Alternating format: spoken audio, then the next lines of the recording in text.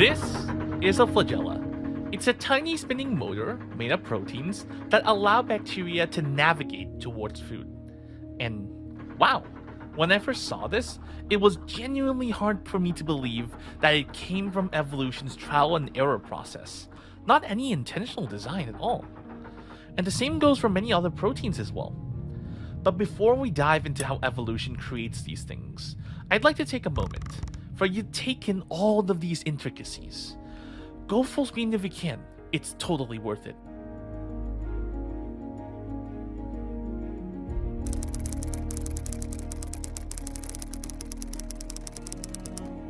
A lot of questions might be forming in your mind right now. How do two proteins know to stick to each other so perfectly? And for God's sake, why do they behave like they want to build machines? All of that good stuff we'll get to. The claim of this video, based on a review published in 2022, is that the very physics and architecture of proteins make this kind of complexity almost inevitable. But how?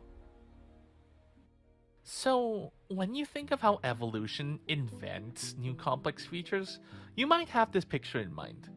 Primitive light sensors gradually, step by step, adding more complexity until it turns into an eye. Not only does that take many steps to get there, a complex feature like this is also exceedingly rare. And unless these complex features serve a purpose, they won't be ingrained, fixed in the population. And that's the intuition most of us have about evolution. And proteins violate every one of these. So, after hearing all of that, three deeper questions might come to mind. How do proteins know to stick to each other so perfectly? How do proteins design their regulation? That is, a lot of times in metabolism, a product can change the activity of other proteins, regulating the whole pathway, helping our cells run like clockwork. And you see this everywhere in pathways like glycolysis and the Krebs cycle. How does it know to do that? And thirdly, why is all of this so common in proteins? Why are these three assumptions violated? That is, what about the architecture of proteins that lends itself to evolving these complex features so easily? So, without further ado, how do proteins know to stick together? Now, really think about it. It sounds almost absurd when you do. Let's say you're nature itself and you have two proteins that don't bind together. They exist as monomers. But if they do, if they dimerize, it helps increase their effectiveness by, say, 50%. So there's an evolutionary incentive to do it. Let's say it takes 8 compatible links for the proteins to attach. Now here's the problem. Evolution usually works only one little increment, one little mutation at a time. So at the beginning, you might get one compatible link, but one link isn't enough to hold them together. Even 4 to 5 links might fall apart. Which means that as you're evolving, the efficiency of the protein remains the same, even if it's only like 1 or 2 substitutions away. Or worse, these intermediate steps can end up being less functional than the original, which means evolution has a big fat problem. It takes small steps at a time, but none of the early steps actually work. So, it sounds really, really unlikely that evolution would be incentivized to cross such a large gap towards our feature. And yet, experiments show that many proteins in nature are only 1 to 2 mutations away from forming entirely new connections. So, how does it cross that gap? How do proteins break our first assumption? It turns out there are 3 key reasons. One of them is a little something from physics known as the Boltzmann distribution. It fits our case surprisingly well. The Boltzmann distribution says that if we have 2 different chemical states, like proteins being in monomer state or the dimer state, this formula tells us that the occupancy, the ratio between proteins that occupy either state, is exponentially dependent on the energy difference between those states. Here's why that little exponential matters. Let's say this one bond holding it together has 2 units of energy. If you add another bond, you might expect 2 times more proteins to be shifted into the other state, right? But as you can see in this formula, this doesn't double, it squares. So increasing compatible links helps with dimerizing exponentially. In reality, though, this is limited by how many proteins you have, so the relationship is more sigmoidal, but If you zoom in, it is exponential. But there's more. And this is exclusive to proteins that attach to copies of themselves. These are called homodimers. Homo from meaning the same, dimers, dimers. They can leverage their symmetry to double the amount of links they have by only changing one. And as you can see here, mutating one compatible link, in effect, creates two new links because the dimer is symmetrical. So adding one extra connection squares the connection strength. And this is especially more true if you have giant complexes like the proteasome. Adding one compatible link is equivalent to adding 11. Last but not least, these compatible sites don't even need much adjustment to begin with. In the last Essence of Biochemistry episode, we learned that the hydrophobic effect drives protein folding. Hydrophobic residues hide themselves away from water during folding, and in doing so, they define the inside of the protein. But sometimes this is imperfect, so there are some hydrophobic patches left accessible on the surface. The same idea applies to protein dimers. If two monomers have hydrophobic patches, they can hide that away by dimerizing. Doesn't this make something like the flagella or hemoglobins feel more concretely evolvable now? All of this made easier because of symmetry and thermodynamics. But this isn't where it stops. Oddly enough, these principles we've seen just now in multimerization scale super nicely towards regulation too. But why? There are three things that are necessary for giving proteins the ability to be regulated. That is, when there is a presence of a signaling molecule, it can bind to the protein, change the protein's shape, and alter its function. This is known as allosteric regulation. But I don't think listing out these three requirements outright would make much sense to you at the beginning. So, I'm going to illustrate this with an example of a lab giving allostery to a protein artificially. Don't worry, this definitely happens in natural evolution. Here's just like a pile of evidence from the paper. But I just found this example very illustrative. Now, the biochemistry students amongst you might recall allostery being a really complex chain of interactions within a protein. When the signal molecule binds, it wobbles one amino acid, which then pushes another, and then tugs another, while shifting the next one until it changes the shape of the active site, and that changes the protein's activity. Similar to mechanical contraptions, but for biology. So, you might imagine that you'd have to meticulously engineer a whole network of interactions in the protein, precisely placing the cogs and gears of the protein so that it works while also not interfering with the original function. This gets so convoluted and confusing, so you quit your PhD and go start a bakery. Well, it turns out that the researchers were able to do this not with 100 meticulous mutations, but with 2. This protein, TEM1, is able to neutralize drugs like penicillin. It has 2 main conformations, one slightly more open, ready to accept the target, while the other is more closed, better for performing the neutralization. They added 2 histidines to the hinge of the protein. That doesn't do anything until you give it zinc ions. The zinc sticks to the histidines, making it harder for the protein to close up, lowering its ability to neutralize penicillin. Remove the zinc, and it functions as normal. They've now just engineered a toggle switch for the activity of TEM1. They've just given it allostery. And I think that's such an elegant solution. So here are the 3 requirements for allostery. A protein must bind to the signal at a different location from the active site. The protein must be capable of occupying many conformations, and those conformations confer different levels of activity. And last but not least, that signal binding must bias a protein towards one of the conformations. And you see how easy it is to get to allostery now?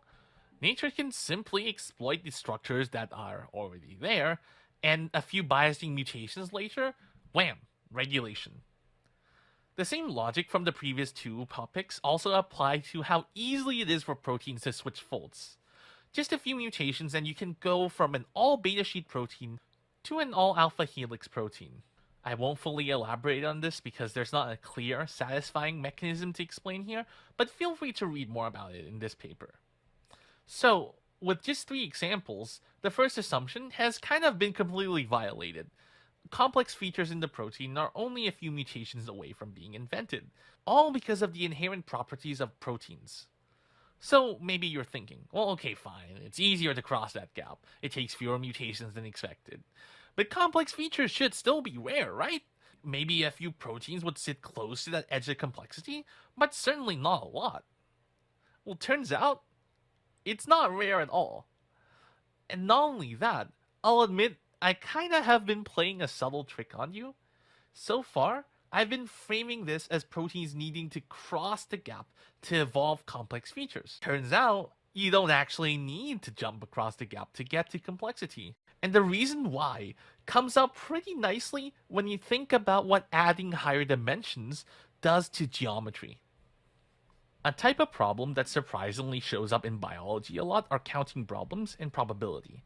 What are the chances of a signal molecule finding its protein? How many combinations of alleles are accessible for the offspring? How many sequences can mutations access? It's just something we'll cover later in the video. I can certainly cover the background for this, but the type of learning that gets the most bang for its buck is simply just buckling down and doing the examples. And I think Brilliant is perfect for learning probability and a lot of other STEM topics in an engaging and interactive way. Brilliant helps you excel at math and coding. The code lectures you may have encountered are replaced by step-by-step interactive lessons. You learn by doing instead of passively listening. All of this with practice that is personalized to your own learning pace. These courses are crafted by world-class teachers from MIT, Harvard, Stanford, and they're accessible to anyone, from a 10-year-old to a 110-year-old, because the puzzles on there are engaging and fun. And as mentioned before, Brilliant offers a course on probabilities and chance. Instead of learning it through rote memorizing the formulas, you'll get to discover these formulas for yourself. You'll get to understand why they're true by playing fun puzzle games. And if you're excited about taking a jab at this, you can learn for free on Brilliant for a full 30 days. Go to brilliant.org/nanorooms, scan the QR code on the screen, or click the link in the description below. Brilliant also gives our viewers 20% off on an annual premium subscription, which gives you unlimited daily access to everything on Brilliant. To get to why complex features aren't rare, there are two features that play into this. The first appears when you sit down and ponder about mutations. The subtle consequence of a mutation is that it reveals how deeply connected possible protein sequences are. For example, if we have a sequence that's 300 amino acids long, it can access up to 5,700 other sequences through the simple act of one mutation. This comes from 19 possible amino acids that a given position can mutate into, excluding itself. Since there are 300 positions, we get 5,700 neighbors.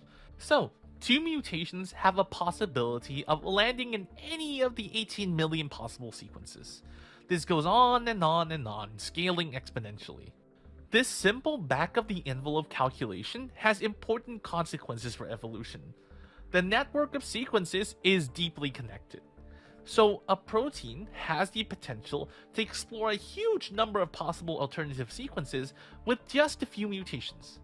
Instead of having to jump the gap, it just walks around it.